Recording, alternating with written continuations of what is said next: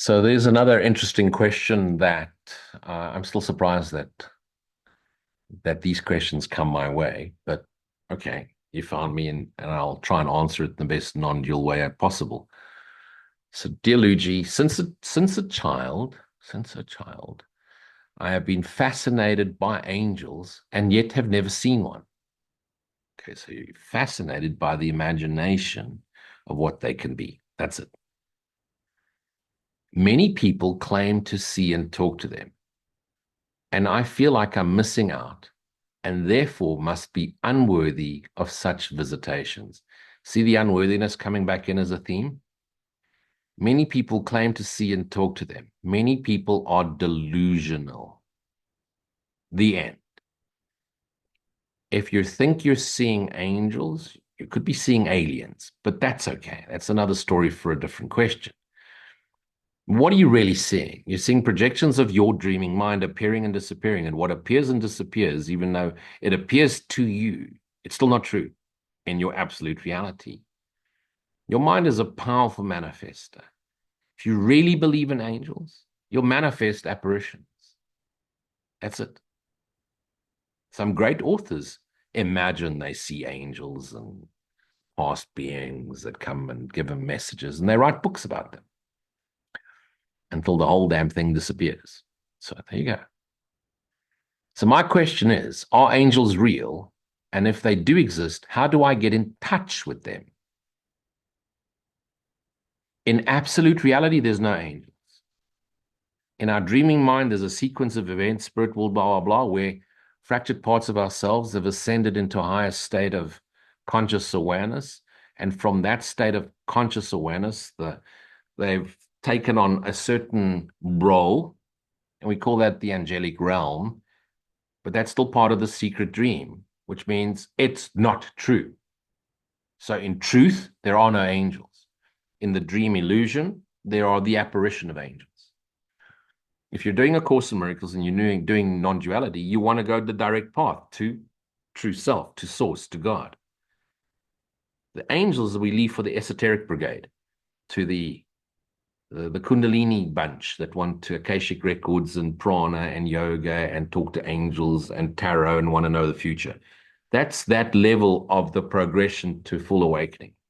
At this level of non-duality, as we get up the Ken's ladder to the non-dual I and my Father are oneness understanding, we're not getting into the whole what is an angel.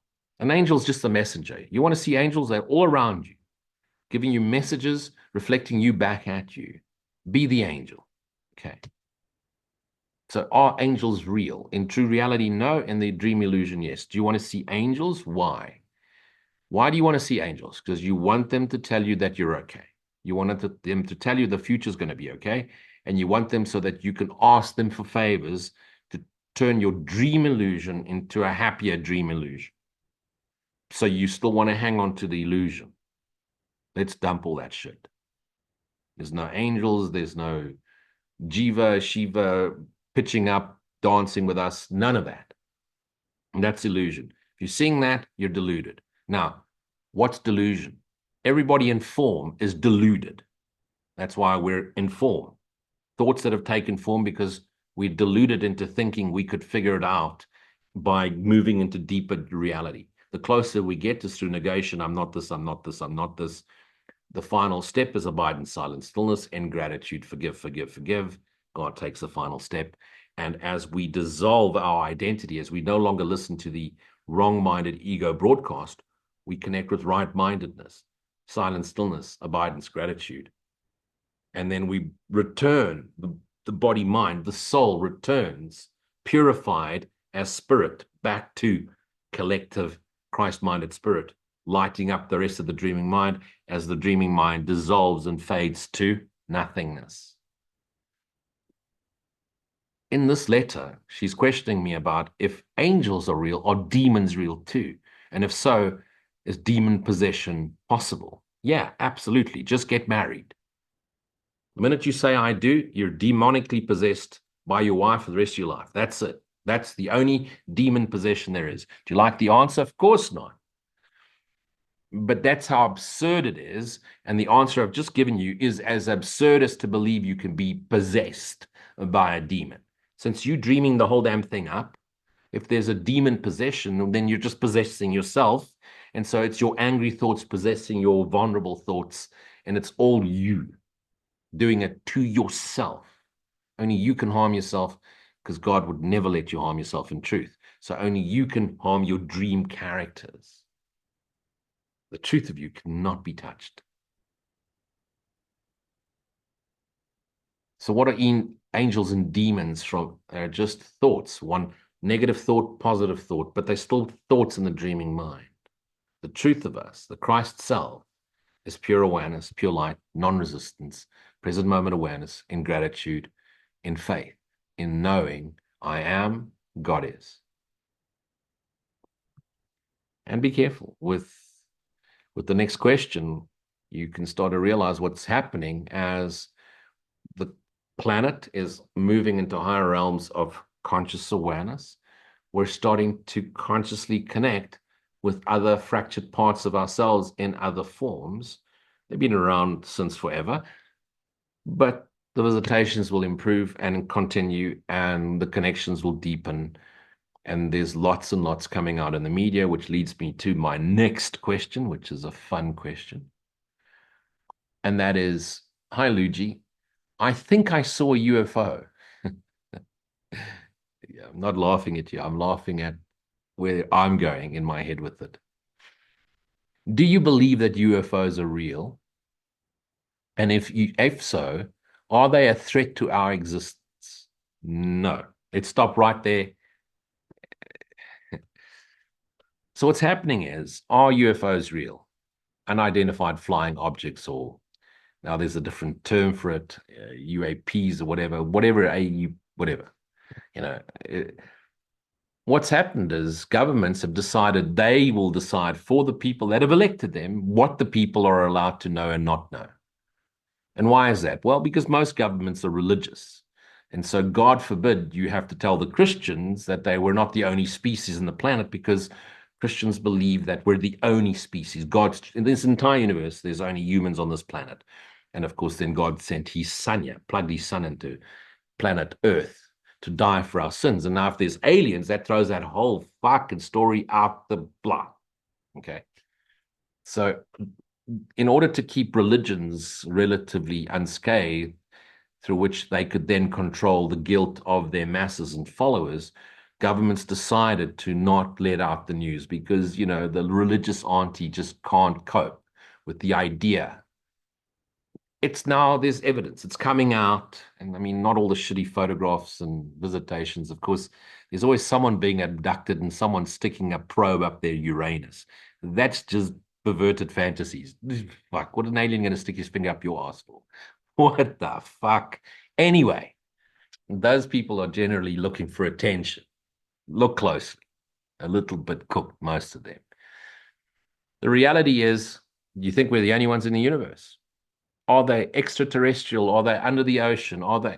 Who the fuck knows? No one knows. No one really has yet. And those that do aren't sharing it.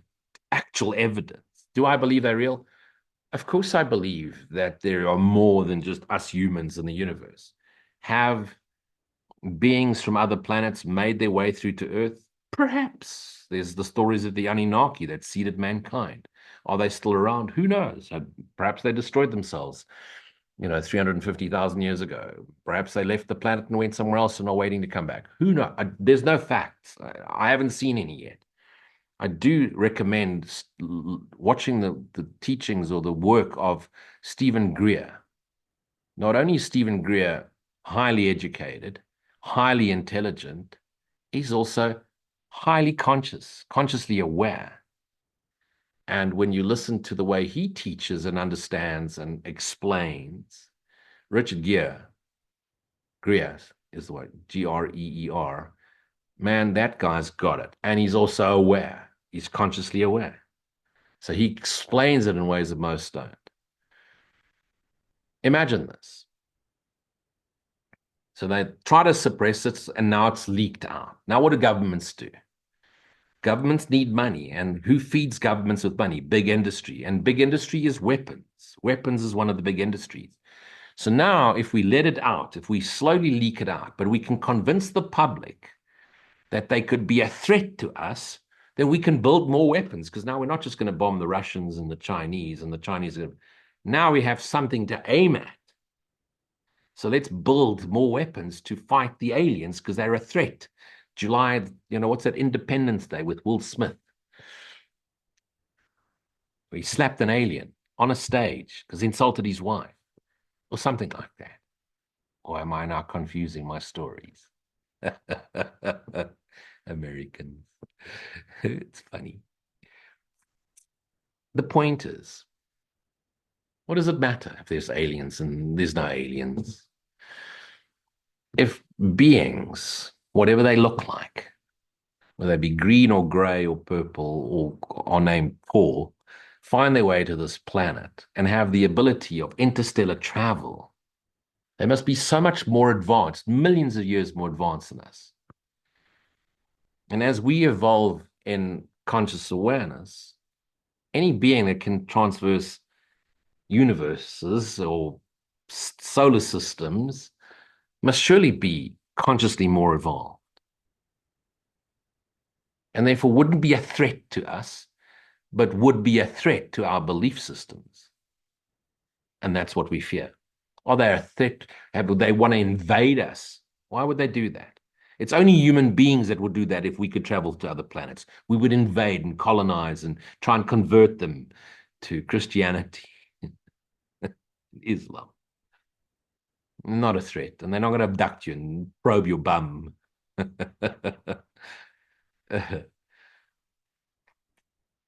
What they most likely, not just extraterrestrials, but ultra-terrestrials.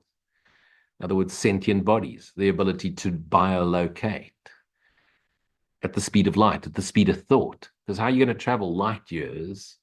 What's the closest planet that is similar to ours? Thousands of light years. It's going to take thousands of light years, billions of years. So they probably warp space-time through thought, through consciousness. It's all consciousness. And what we can imagine, we can manifest. Ultimately, aliens or not, every character in the entire universe are fractures of our one indivisible, dreaming Son of God self. What does it matter if they are aliens? If you do not know self, know the nature of being, the nature of your source, nature of creation, nature of love, ever extending.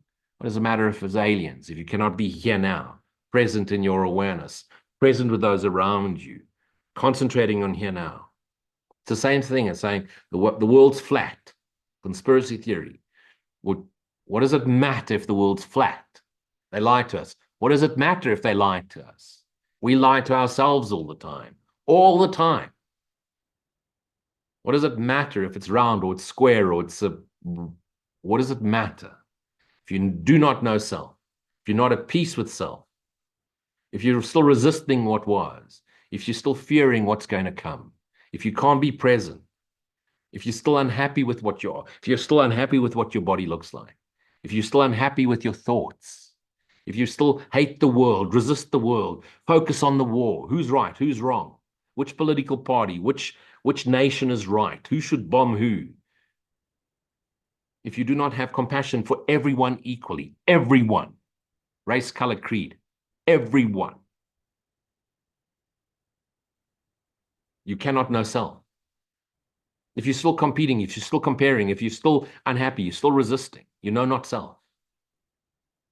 You want to know aliens, but you do not know yourself. You're the alien to yourself. You're a threat to yourself, capital S self.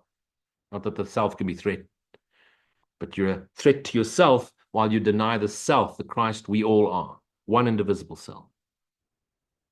Watch the movie Paul. Watch that moment where he converts the Christian girl and gives her the story of the universe. What does it help if you know how the universe was created, made manifest from your mind? If you do not accept that you're dreamt it all up and you still seem to be dreaming it up, What's the point of not realizing the script is written? You but look upon a dream from the end point, thinking it's still happening, believing it's still happening because you haven't forgiven self for dreaming, and then suppressing it, making it a secret dream, not remembering coming into form, and now blaming the universe for your shit, for your ailments, for your failing body, for your aging whatever, for what's been done to you, for what's wrong with the world. There is no world when you're fully present. There is no you, there's no body when you're fully present in your I amness, in your I am awareness. I am, full stop. God is, full stop. I could see peace instead of this. Show me another way to see this. And now my journey with God commences as I pour my conscious awareness, my Christed right-mindedness into the world through my passionate nature, my egoic God-given talents, my talents and skills, egoically given by my dreaming mind, when handed over to the Holy Spirit, become my gifts to self and myself. As I take my talented nature and I use this nature to be of service. Don't give up your day job and go and run a soup kitchen if you're a great designer or a great musician or a great mathematician or businessman or a driver. Or you do what you naturally talented to do, but you now do it present, consciously aware, with no resistance, completely loving. And as you do it, you stay present, vigilant, that you do not listen to the ego, judgment, comparison, resistance, competition. You stay vigilant only for the voice for God, acceptance, forgiveness, gratitude. And they can paint your face green and give you big eyes and give you a beady beady beep. And the joyous lightness of being will flow through you. And ego will dissolve and ET will go home. Because you are the ET. You are the alien to yourself. Are there UFOs? I'm sure there's thousands of them. Probably different species. I don't know. I don't really give a shit. What does it matter? I choose to be. I choose to be present. I choose to be loving. I choose to serve. I don't think anything is a threat. What's it a threat to? Illusion? The greatest threat is our ignorance, our unwillingness to share, our unwillingness to look each other in the eye and share the truth and pull people out of their misery and do not let them fall into their stories and into their suffering, and help them, show them another way, and smile and be kind and be compassionate. And sometimes it's you've got to do the Jesus backhanded, too, and that's okay. But do it consciously and make sure it's always coming from love. Be your true self knowingly. Don't be an alien to yourself. Don't be a threat to yourself. And be the light you've come here to be. Thanks for joining me.